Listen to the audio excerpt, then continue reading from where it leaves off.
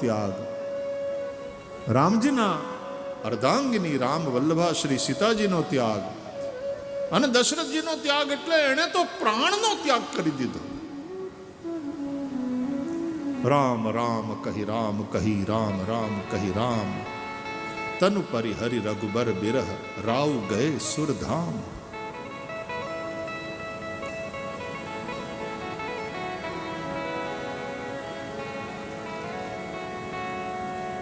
તો ઓળ ઘોળ બધું કઈ કઈ ઉપર, कई कई निंदनीय. तो फिर से वही बात, अपनी आंखों से कई कई को देखोगे तो कई कई निंदनीय लगेगी, लेकिन श्री राम की आंखों से कई कई मां को देखोगे तो वो भी वंदनीय. एनो त्याग छे. कई कई राम राज्यनो राम आप्यो.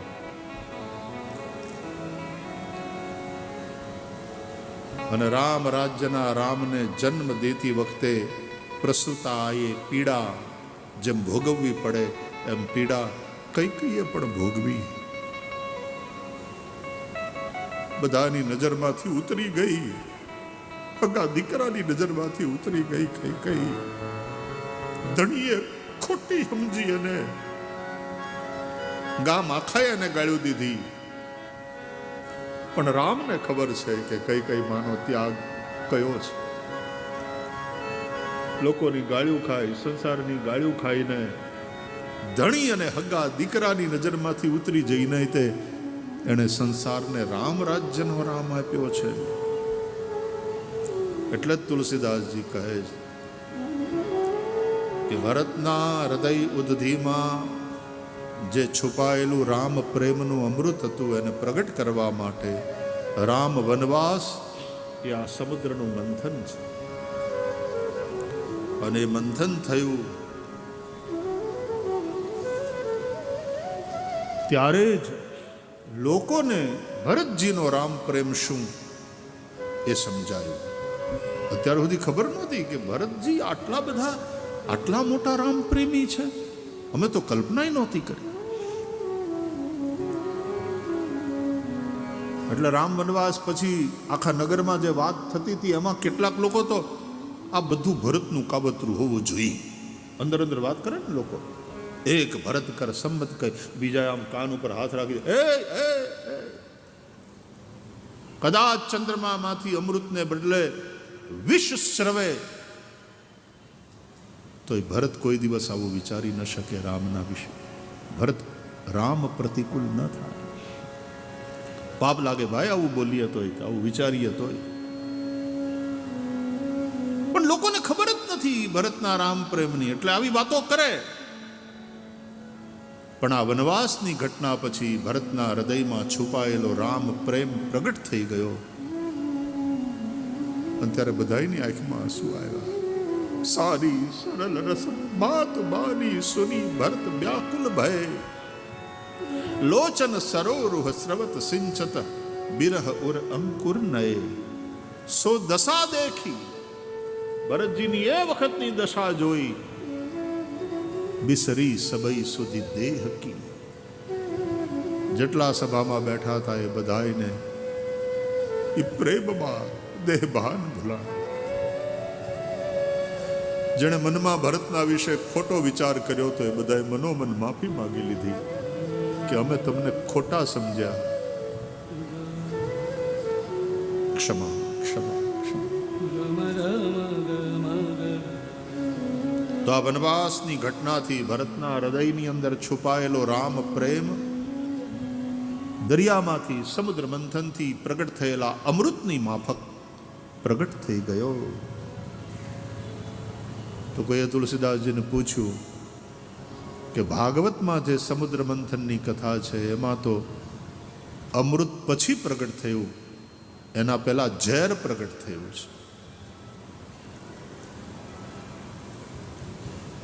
તો ભરતના હૃદયમાંથી રામ પ્રેમનું અમૃત પ્રગટ થયું, તો અહીંયા પણ કોઈ ઝેર પ્રગટ થયું? તુલસીદાસજી કહે છે કે હા થયું. શું? બોલે રામ વનવાસ થયો અને રામના વિયોગમાં દશરથજીના પ્રાણ ગયા. એ આ ઘટનામાંથી પ્રગટ થયેલું વિષ છે. પણ સાંભળો, તુલસીદાસજી કહે છે કે ભાગવતમાં જે વિષ પ્રગટ થયું સમુદ્ર મંથનની કથામાં, એને પછી શિવજી પી ગયા, કંઠમાં ધારણ કર્યું, નીલકંઠ થયા. અને અહીંયા રામાયણમાં જે વિષ પ્રગટ થયું,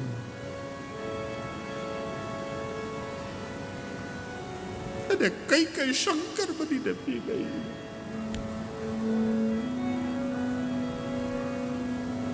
બધોય દોષ પોતાને માથે લઈ લીધો કે આ જે કઈ અનિષ્ટ થયું એના કારણ હું, અને ગામ આખાએ ગાળ્યું દીધી. ધણી છેલ્લે છેલ્લે મરતા મરતા એમ કહીને ગયો કે હું મરી જાઉં તો મારા શરીરને આ અડે નહીં, કઈ કઈ મારા શરીરને સ્પર્શ ન કરે. ધણીની નજરમાંથી આટલી ઉતરી ગઈ. અને હગો દીકરો જ્યારે એમ કે કઈ કઈને તું કોણ છે, તું કોણ છે, તને વિધાતાએ શું કામ જન્મ આપ્યો, અને જો તને જન્મ આપ્યો તો વિધાતાએ તને વાંઝણી કેમ ન રાખી, તારી કુખે હું કેમ જન્મ્યો.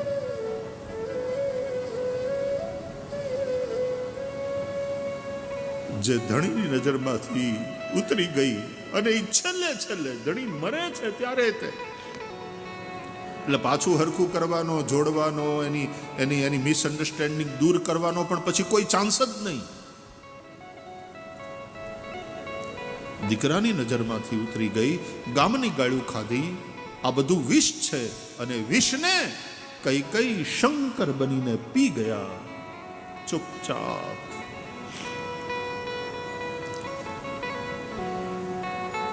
આ ઘટના ઘટ્યા પછી કઈ કઈનું ચરિત્ર સાવ મૂંગું થઈ ગયું.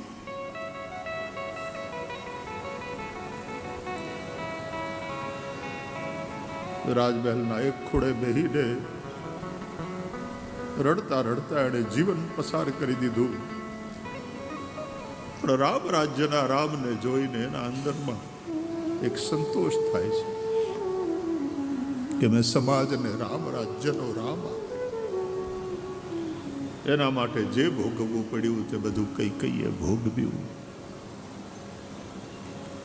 રામાયણના એક એક પાત્રોમાં, રઘુવંશના એક એક પાત્રોમાં ત્યાગ અને સમર્પણની સ્પર્ધા છે. આપણી ચર્ચા છે ત્યાગે નૈકે અમૃતત્વ માનશુ. માનવ સંબંધો એમાં જ્યાં પ્રેમનું પ્રભુત્વ હશે ત્યાં ત્યાગ થશે. ત્યાગ પ્રેમની શરત નથી, ત્યાગ પ્રેમનો સ્વભાવ છે. એ ત્યાગથી જ અમૃતની પ્રાપ્તિ થાય છે. આનંદ, સંતોષ, તૃપ્તિ. તો સમાજ માટે થયેલો ત્યાગ, અર્પણ, પિતૃઓ માટે કે વડીલો માટે જીવતા હોય ત્યારે તે એને તૃપ્તિ થાય, એને ગૌરવ થાય, એને આનંદ થાય એવા કામ કરવા, અને મૃત્યુ પામ્યા હોય તો એના તર્પણ રૂપે, એના શ્રાદ્ધ રૂપે હારા હારા કામ આપણા એ દિવંગત વડીલોને યાદ કરી કરીને કરવા, એ તર્પણ. અને દેવતાઓ માટે તમે ત્યાગ કરો, એ સમર્પણ. એટલે પિતૃઓને તર્પણ જલથી અને સ્વધા શબ્દથી, દેવતાઓને સમર્પણ અગ્નિમાં અને સ્વાહા શબ્દથી. સ્વાહા અને સ્વધા.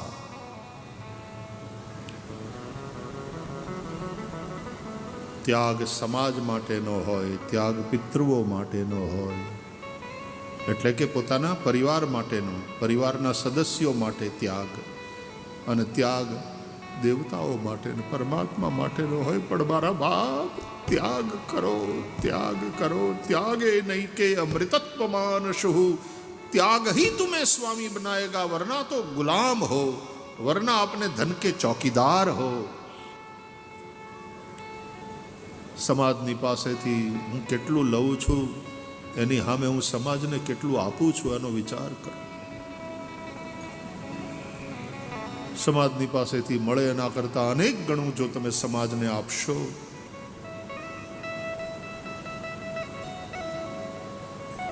એક ઝાડ ધરતી પાસેથી જેટલું લે છે એના કરતા કેટલા ગણું સમાજને આપે છે.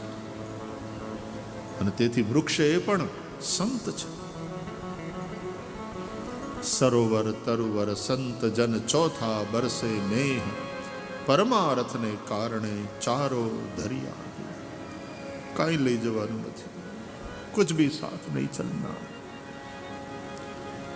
તો કાંઈ હારે જ નથી આવવાનું, પછી ભેગું શું કામ કરવાનું? એ બીજી ભૂલ હશે. પુરુષાર્થ કરો, વેલ્થ ક્રિએટ કરો, અકર્મણ્ય ન બનો. પણ એ વેલ્થ જે ક્રિએટ કરી હોય, સલામ, સેલ્યુટ ટુ યુ, કે શૂન્યમાંથી સર્જન કરી દેખાડ્યું, પછી એ વેલ્થને ડિસ્ટ્રીબ્યુટ કરો, વહેંચો. એ હોનાની દ્વારકા બનાવો.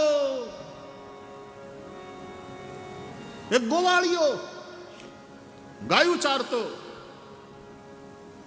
અને હોનાની દ્વારકાનો અધિપતિ થયો.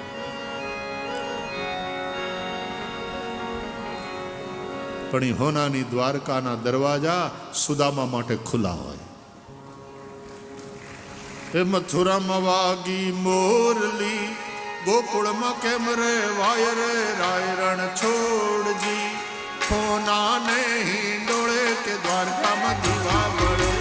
મથુરામાં વાગી મોરલી, ગોકુળમાં કેમ રે વાય રાય રણ છોડજી. હાલો દ્વારકામાં દીવા બળે. મથુરામાં વાગી મોરલી, ગોકુળમાં કેમ રે વાય રે રાય રણ છોડજી. હોનાના હિંડોળે કે દ્વારકામાં દીવા બળે. મથુરામાં વાગી મોરલી, ગોકુળમાં કેમ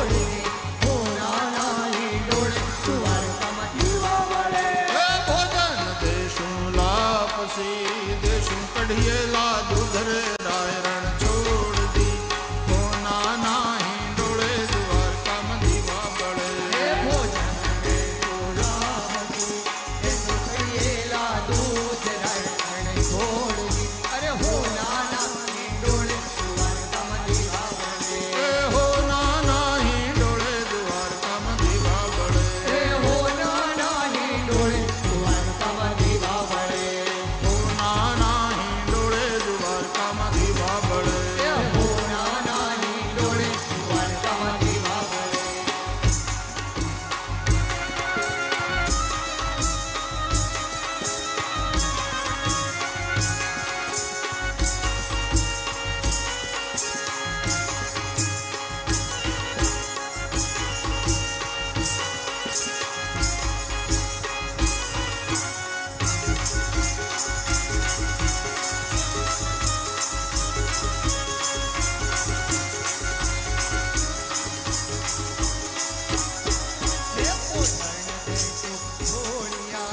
ऐसो हिंडोला फाट रे रायण छोड़ दी हो नाना ही डोले द्वारका में दीवा बड़े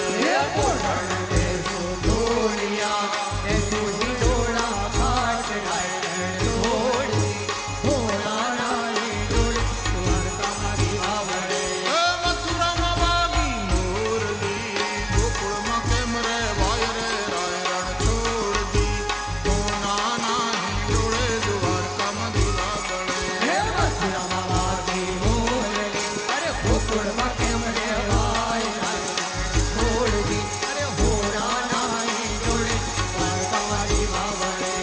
हो नाना ही डोले द्वारका में दीवा बड़े हो नाना ही डोले द्वारका में दीवा बड़े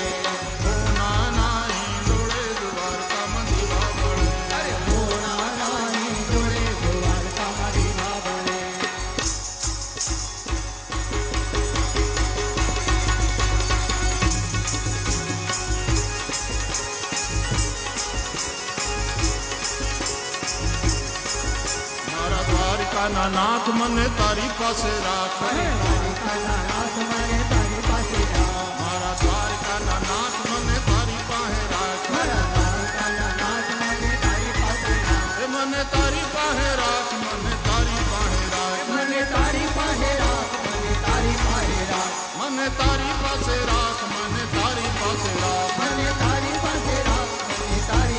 રાખ મારા દ્વારકાના નાથ મને તારી પાસે રાખ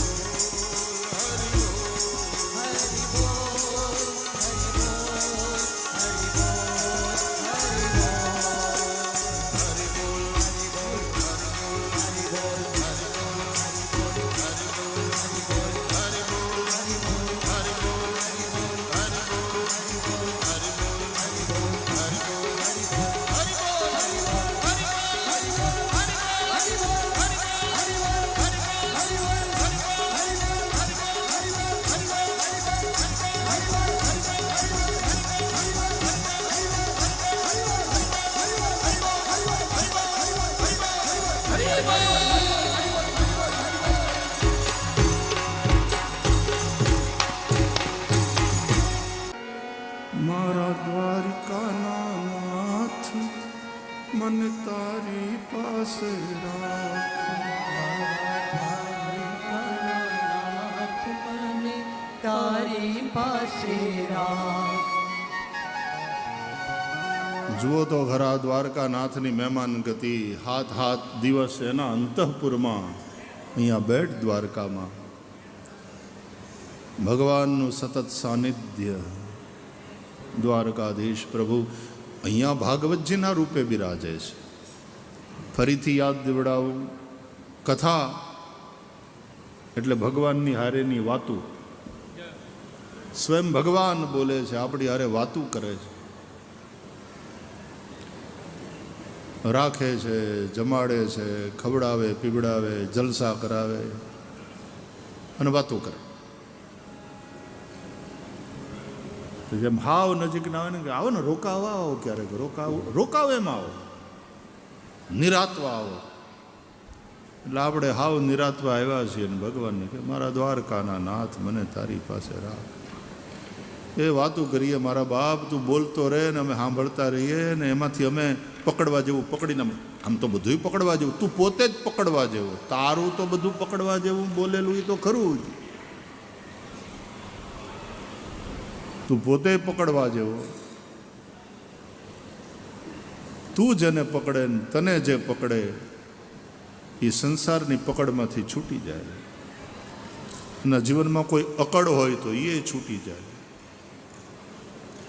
કોઈ જકડ હોય, જકડાઈ ગયા હોય, હા બદલે જ નહીં, ચેન્જ થવા માટે તૈયાર જ ન હોય, એની જકડ એ છૂટી જાય, એની પકડ છૂટી જાય સંસારની વિષયો, એની અકડ છૂટી જાય, અહંકાર. झुकते वही है जिसमें जान होती है. हम झुक जाते हैं भाई, इसमें क्या बड़ी बात है, એમાં કંઈ થોડા નાના થઈ જવાના.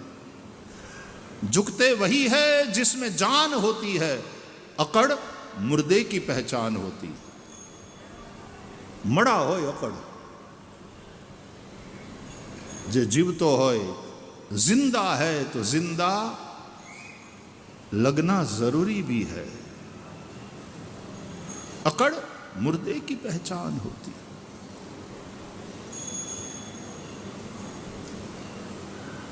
આજનું આખું પ્રવચન, આપણી યાત્રા ત્યાગે નહીં કે અમૃતત્વ માનશુ.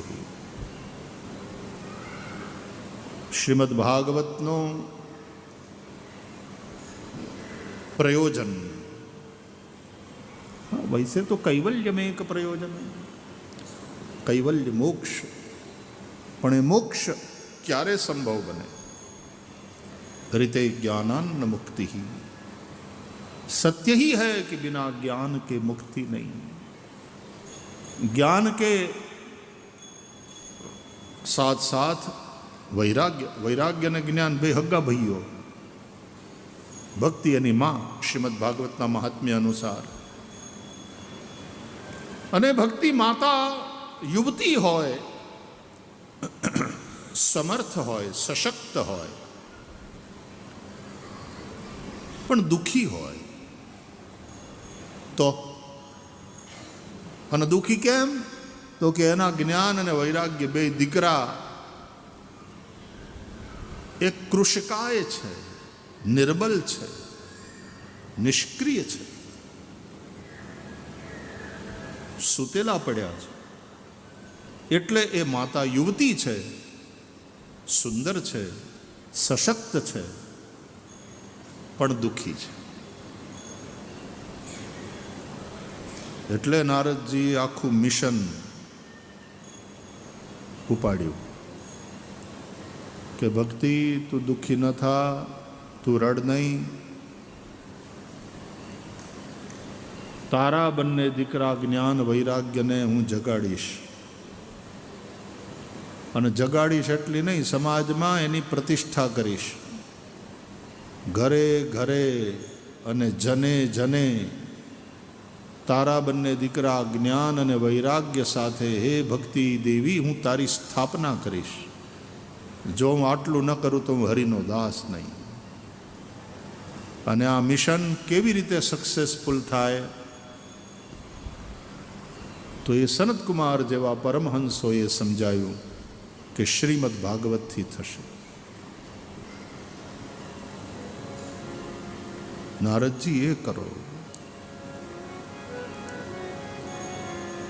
આમ તો ભાગવત એ નિવૃત્તિ પરાયણ પરમહંસોની સંહિતા છે. ભાગવતના દરેક અધ્યાયના અંતે જે પુષ્પિકા છે એમાં લખ્યું છે ઇતિ શ્રીમદ ભાગવતે મહાપુરાણે વૈયાસિક્યામ અષ્ટાદશ સાહસ્ર્યામ પારમહંસ્યામ સંહિતાયામ. આ પરમહંસોની સંહિતા છે. શુકદેવ પરમહંસ છે, સનતકુમારો પરમહંસ છે. નિવૃત્તિ પરાયણ પુરુષો.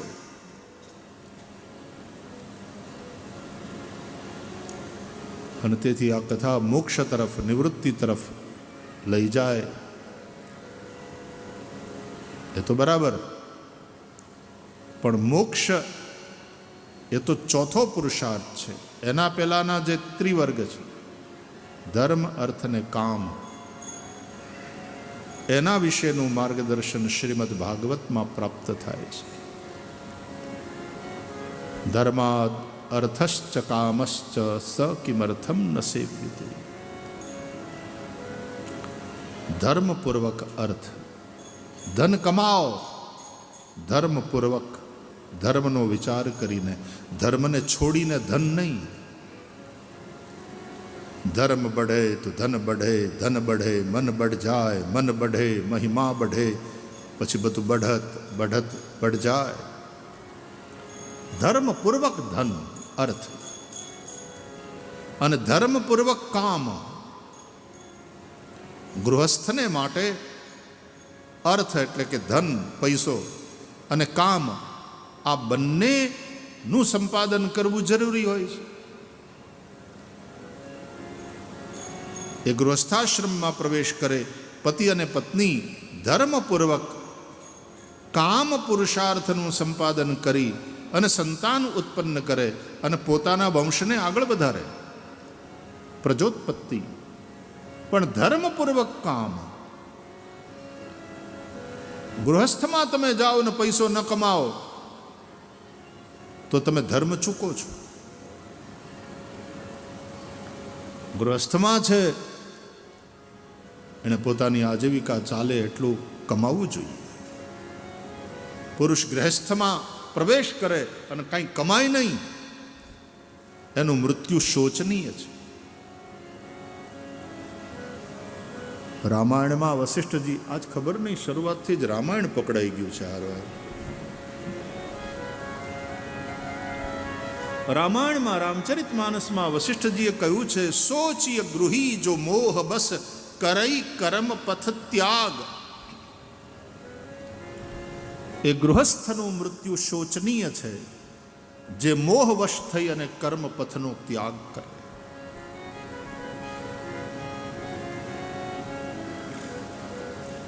મુંબઈમાં એક પરિવાર, હું એને ઓળખતો, 70 વર્ષે બાપા રિટાયર થયા.